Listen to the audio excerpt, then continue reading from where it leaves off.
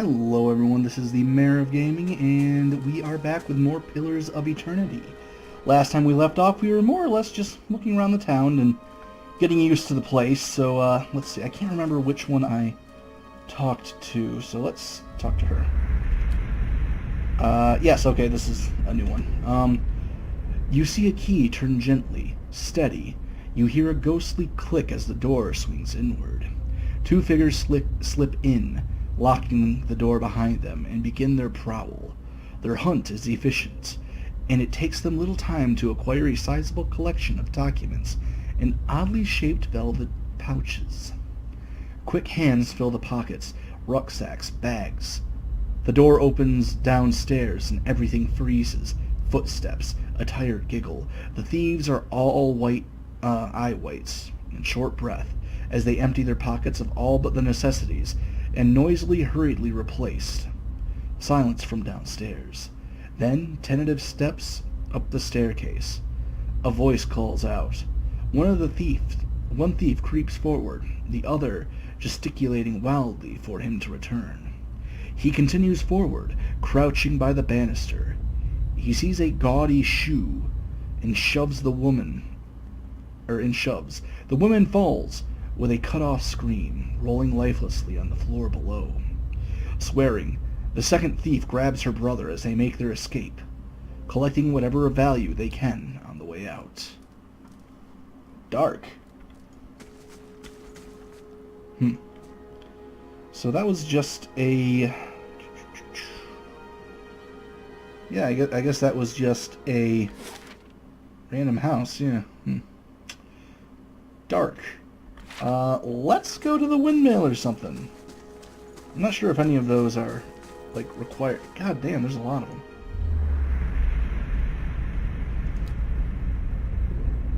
Okay. You see a large crowd gathered in the middle of the courtyard. This man stands amidst them, a cloak pulled over his head, holding it closed around his neck. The crowd has congregated around a platform, and they all watch, transfixed as a man is led to the platform, flanked by two city guardsmen. The man is shackled, hand and foot, but carries himself as a nobleman, not denying himself even a glance at the crowd. The cloaked man pulls his cover closer around his face and turns to leave, hunched over to avoid being seen. A crier on a platform unrolls a parchment and begins to read, but the man pays no attention. Intent on getting away from the courtyard, the crier's voice grows louder and more intense as he reads, and voice from the crowd starts to punctuate his sentences. I lost my spot. Here's. The jeers and shouts grow more frequent, and with each one the cloaked man flinches and his shoulders droop. He breaks from the crowd, coming to the edge of the courtyard as the crier reaches the end of his proclamation. The crowd grows silent again, save for the occasional shout. The man turns back to look at the platform, seeing his father kneeling before the block, neck exposed. The executioner moves into position, lifting his axe to strike. The man turns suddenly, unable to watch. There is a wet thunk, and the crowd breaks into cheers and applause. He leans against the wall, regaining his composure, then straightens up. With obvious resolve, he strides off, away from the crowd and his legacy. Huh. These are cool. They're like, little short stories. I like these. You see a pair of immaculately polished leather boots and impeccably maintained goatee. Their owner, a slightly hooked nosed man with a wicked grin and narrow eyes. He bobs his feathered hat at a nearby merchant as he ambles by. A small piece of parchment held tight in his fist, ink staining his fair fingers. He seems to know most of the merchants in the markets, stopping to engage some, nodding at others, even bartering for minor goods with a select few, always smiling, laughing and exchanging jibes. He approaches a heavy-set Amoa, smile plastered stiff across his face, and jokes about the weather. She is gone. She jokes back, subtly palming him several gold coins. He walks back. When he walks away, the paper in hand is gone, a smile on his face far more genuine. He tips his cap at her, winking, and trundles off with a new spring in his step. I'm here. Yes, these are all quite interesting. A bit time consuming though. If you would want me to skip these, let me know, but I would like to keep reading them actually. I like little short story things, you know. Let's head up to the windmill. Boop. Oh. Hey. We know there's more grain in there, Trumbull. We won't settle for scraps while you grow fat on our crops. A muffled shouting emerges from inside the mill. The first of you drunkards comes through that door gets shot between the eyes.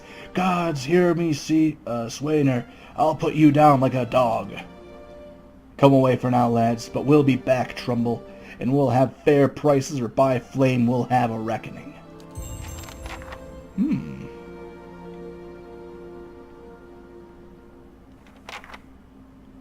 Hey.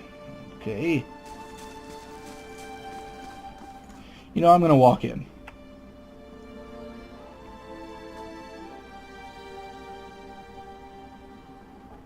What's up? An elven man stands before you. His relatively stocky build suggesting a life of labor.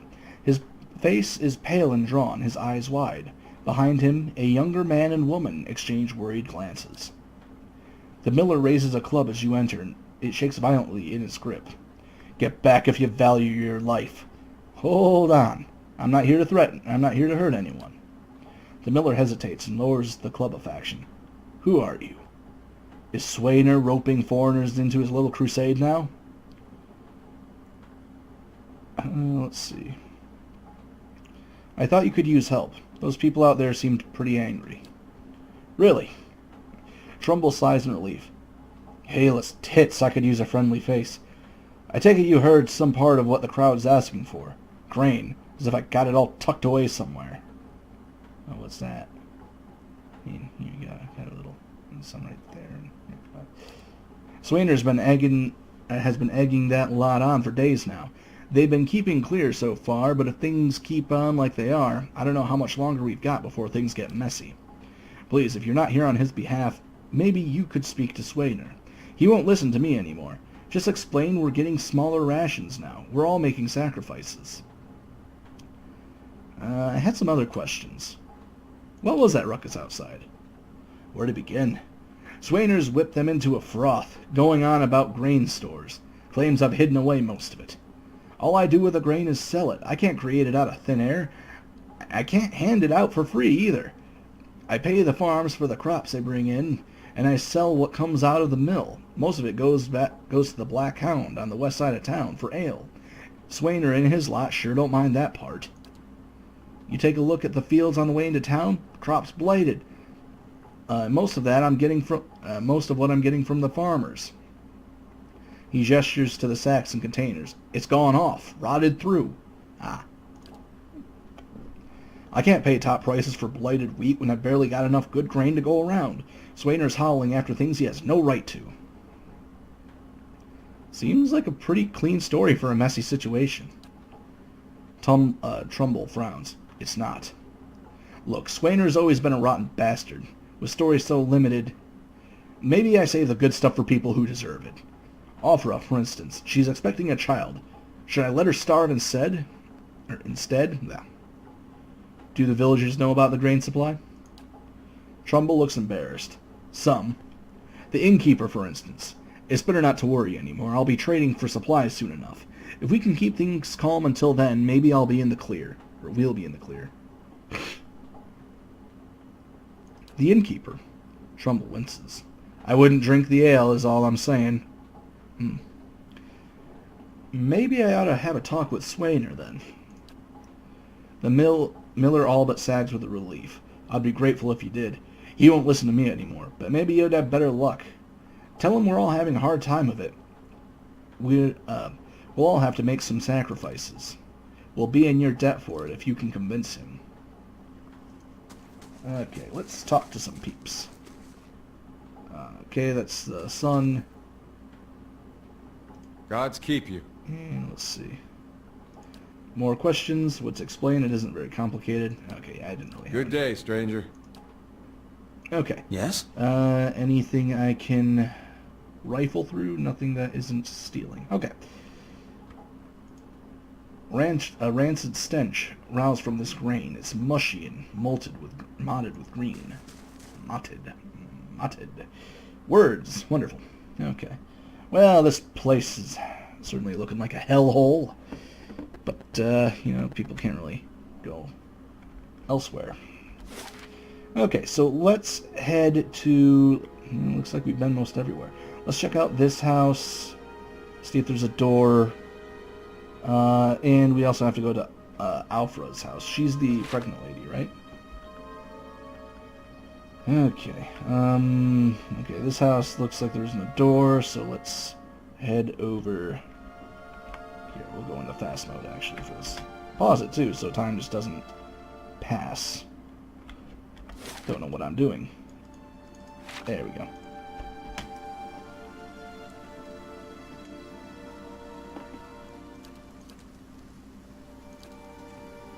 Yeah, its health is getting pretty low.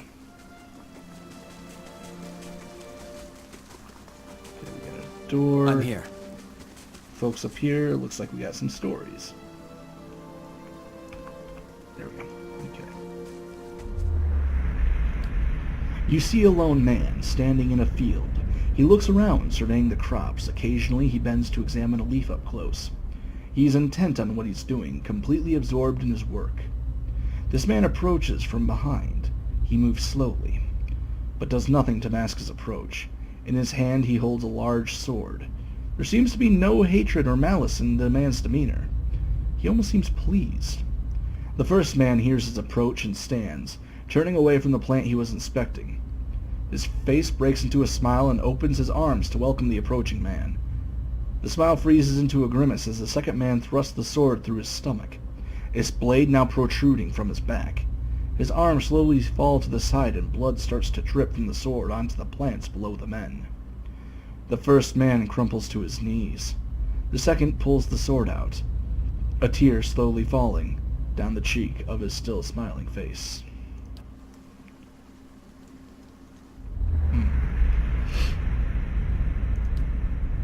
You see a small group of people gathered among the ruins of a house.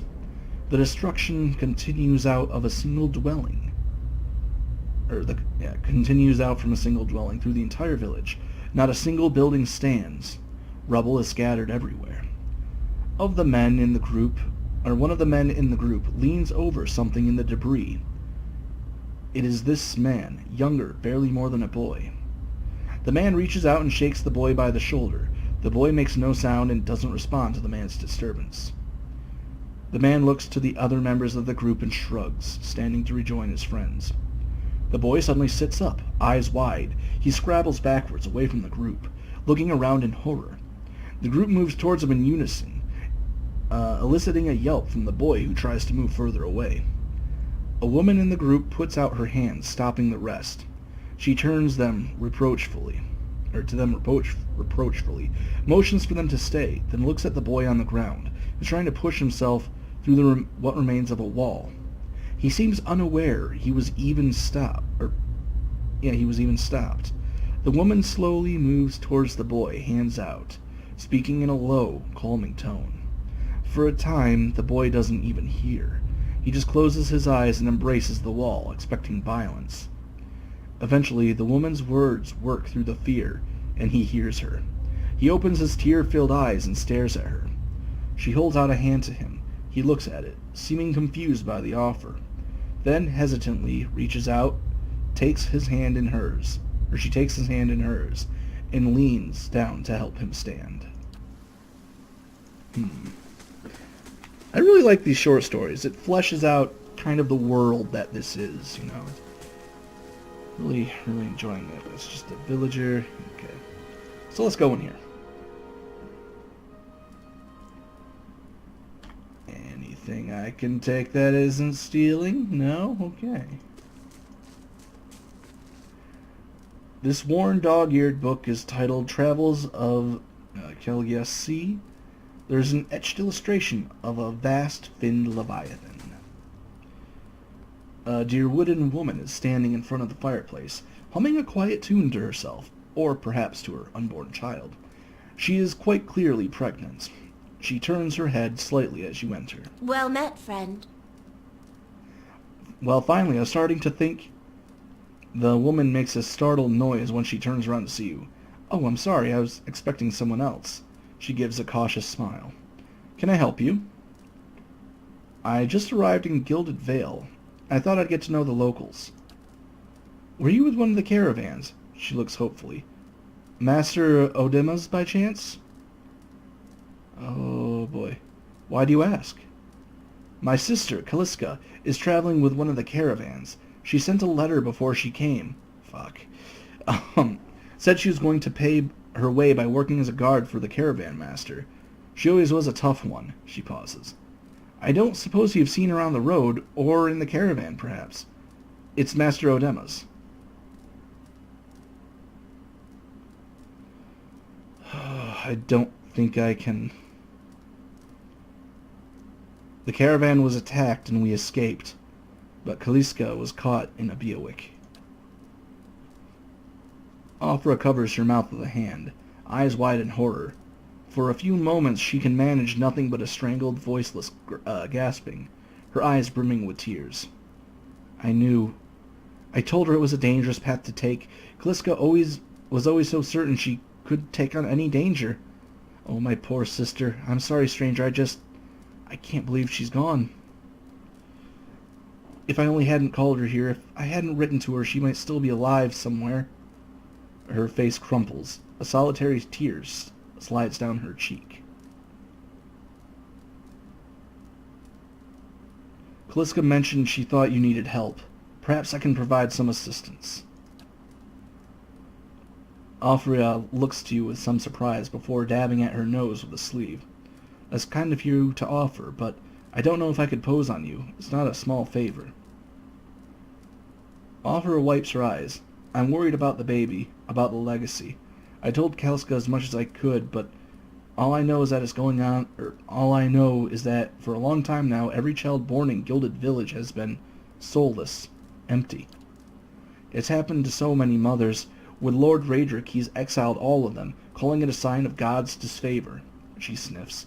With my Hathor gone, I don't know what I'd manage if I lost my home, too.